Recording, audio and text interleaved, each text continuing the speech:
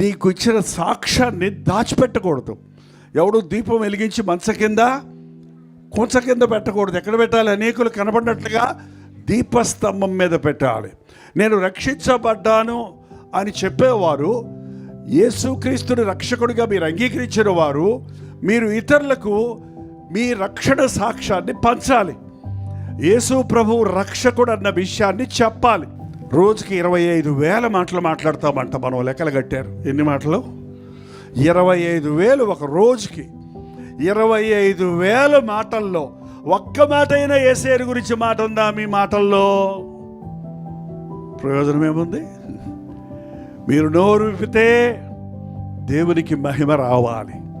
వ్యర్థమైన మాటలు మాట్లాడతారు, ఇతరులకు మేలు కలగని మాటలు మాట్లాడతారు, నోటితో పాపం చేసి శాపం సంపాదించుకునే మాటలకి ఈ రోజున గురైపోతున్నారు.